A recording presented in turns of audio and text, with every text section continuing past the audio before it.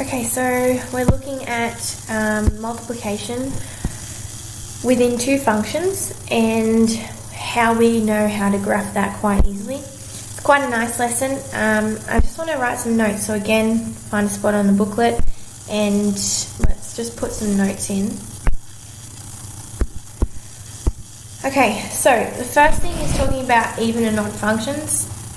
So what you're going to expect. The idea is that if we have a function and we call it once again h of x,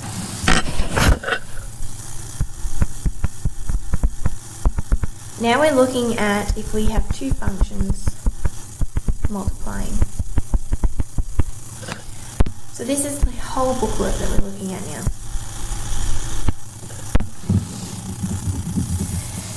If we have both f of x and g of x even, it gives us an even function. If we have both odd, this also gives us an even function. If you have both, one of each, in any order, it's going to give us an odd function. And anything to do with a function that's neither odd or even will give you a neither response.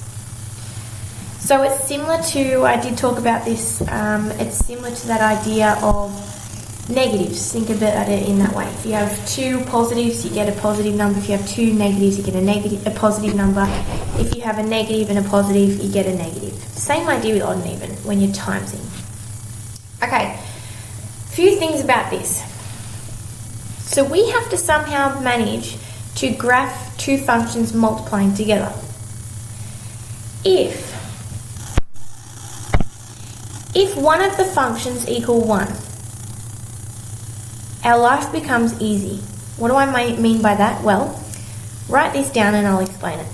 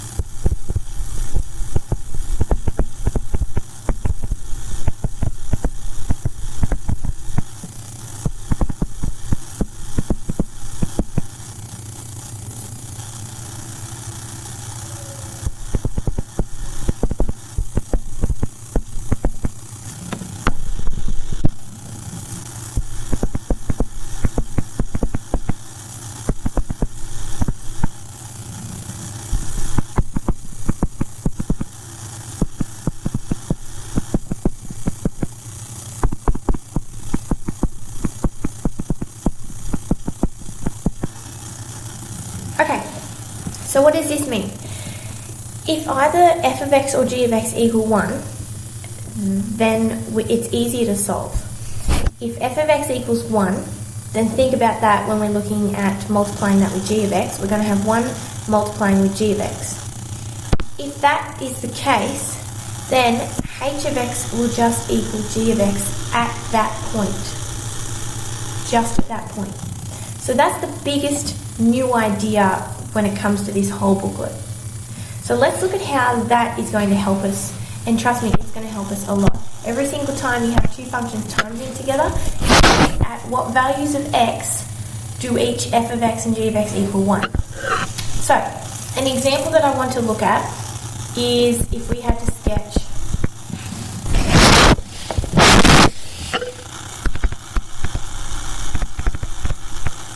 y equals x e to the x. Okay, so straight away, I'm going to show the marker how I'm interpreting this. If I let y equal h of x equal f of x, and e to the x equal g of x, then y equals x e to the x is equal to h of x equals f of x times by g of x. Alright, first step. So step 1, whenever you're solving these, solve f of x and g of x equal to 1. Do that. If we do that, I'll do it off to the side here. I'm going to find that f of x equals 1. So f of x, remember, is x. When does y equal 1, or f of x equals 1? When, or at, x equals 1. And, alright, g of x. When does g of x equal 1? When does e to the x equal 1? That's at x equals 0, because anything to the power of 0 is 1. So what do I know by that? That there is telling me, this whole idea here is telling me that at x equals 1, h of x is equal to g of x, and at x equals 0, h of x is equal to f of x. Can we see that? If you can't see that, asterisk it, ask me when you see me, or send me an email.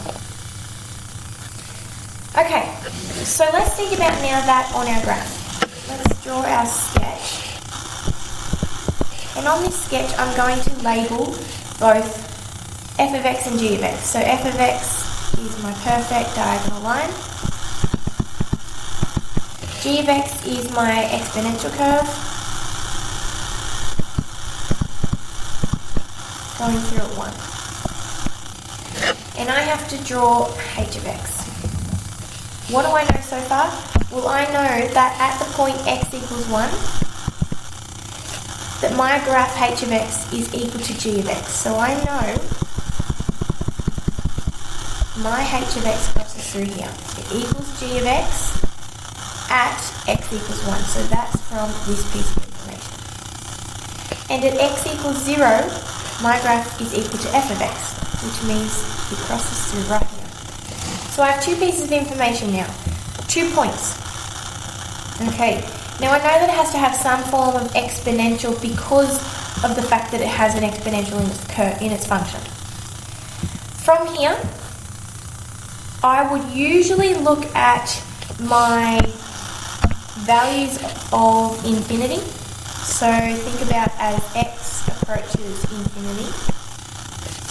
Think about what's happening when you sub infinity into y equals x e to the x. It's just going to get bigger and bigger and bigger and bigger. So y will also approach infinity. As x approaches a negative infinity, think about what's going to happen now. So if I'm subbing in bigger and bigger and bigger negative numbers, that makes my power of e to the x, my power is a negative, which doesn't output a negative number, it outputs 1 over that, so a fraction. But this x will be a negative number. Okay? Though, thinking about that, just a side note, I'll erase this in a moment, but think about that, if I had x times by e to the negative, some negative number, okay? That's the same thing as x over e to that power. Now if I had, say, that x is negative 2, I would have negative 2 over e to the power of negative 2, which is approximately 2 point something to the power of that, which is going to be some value that's going to be, sorry, it'll be a positive value on there, so some value that's approximately 4, okay, because e is 2 point something, we're powering the 2. So what you can see here is that I actually end up with a fraction.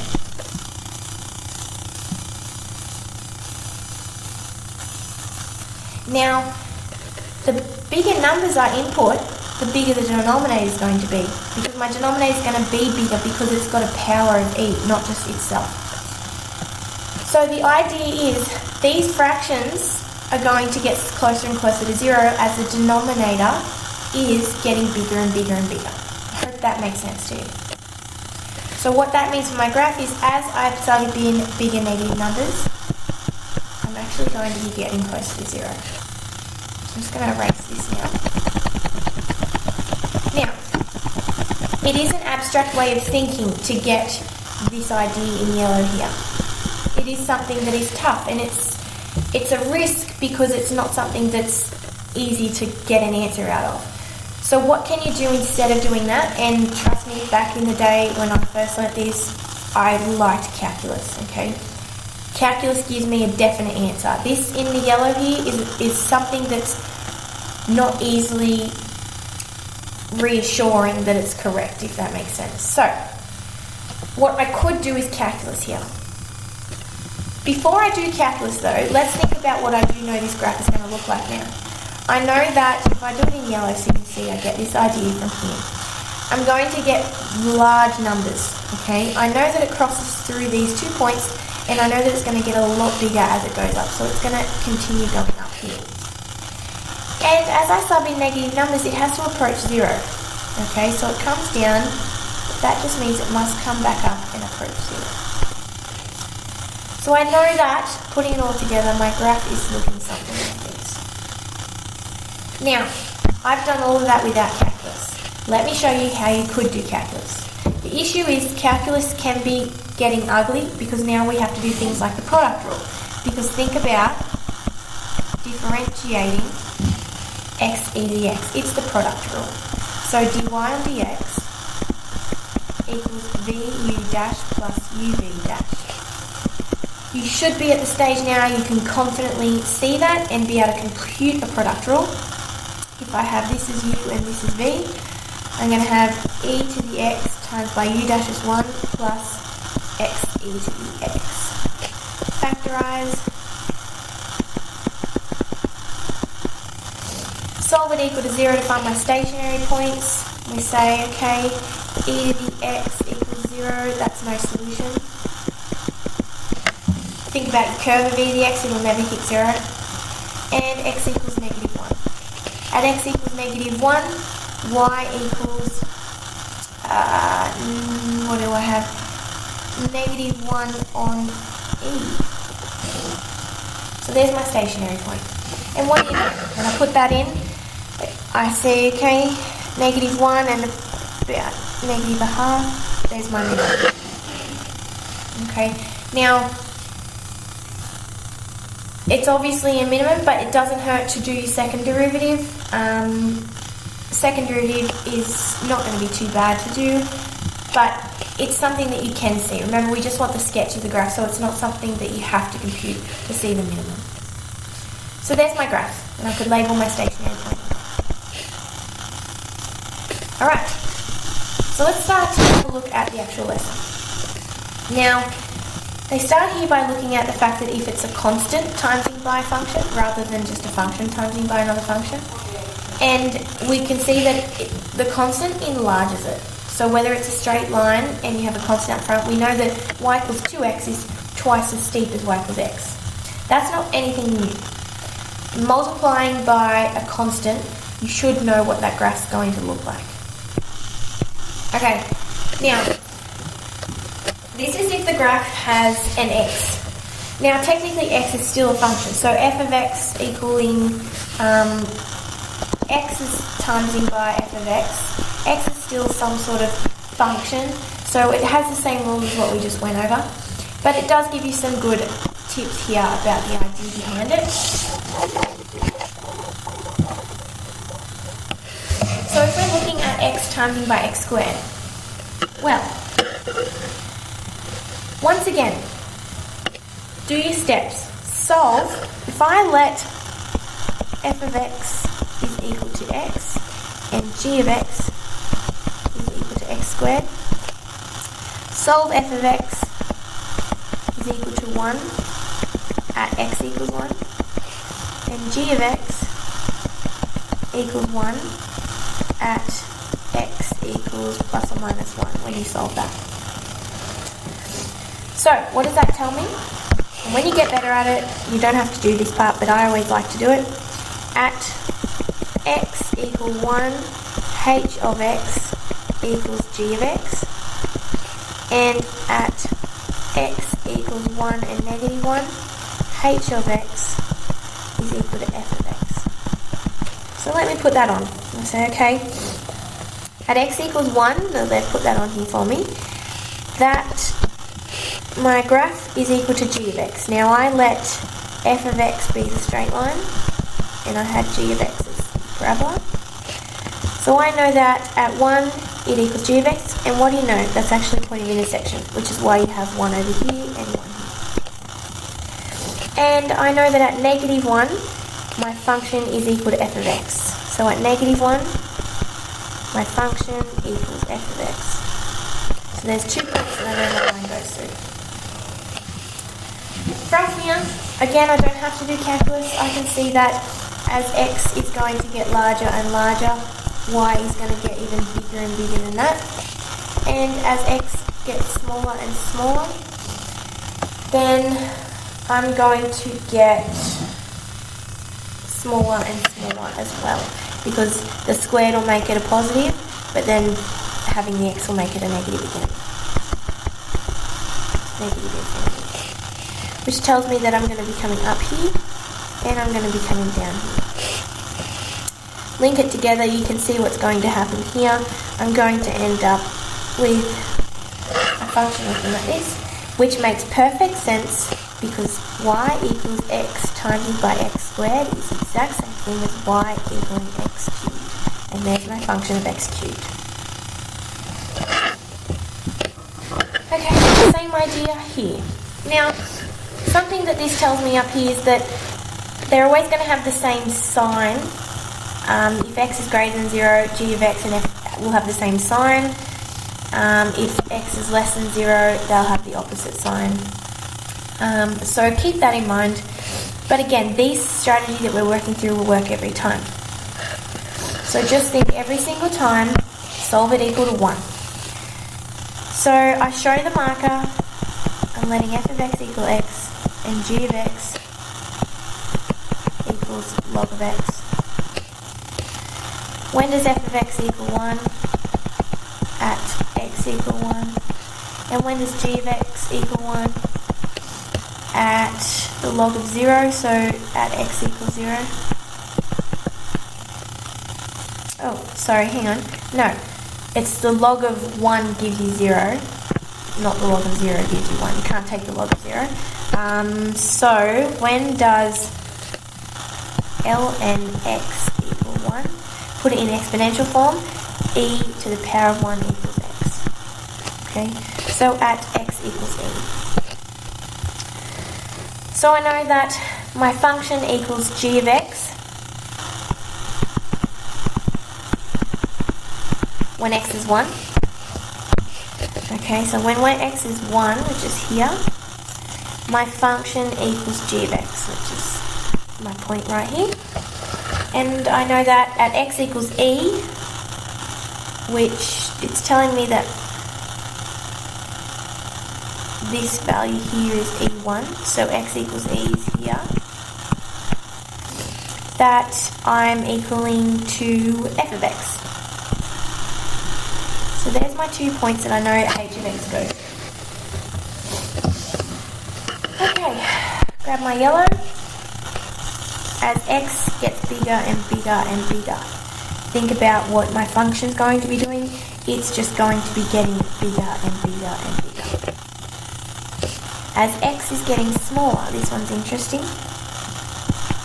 We can't take the log of a negative, so there is no solution.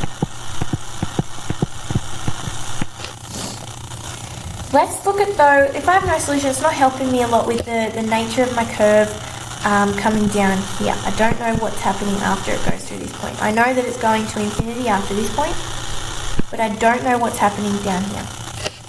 So let's look at what's happening as x is approaching 0. As x gets closer and closer to 0, so my values of x are getting smaller and smaller and smaller. Then I'm going to be timesing it by the log of that value, getting smaller and smaller and smaller.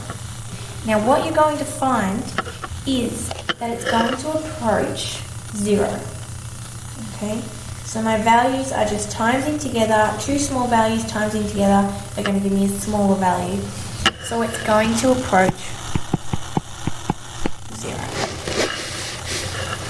Which tells me that y equals 0 is this line here. When I finish coming down here, it has to come back up and approach that line. What's happening though, if I zoom in, make this a bit clearer. I come down and I come back up to approach. But I cannot have any negative values. I cannot take the log of a negative value, so that is the end of the graph. So if I join it all up now, I get coming up here. I'm just doing a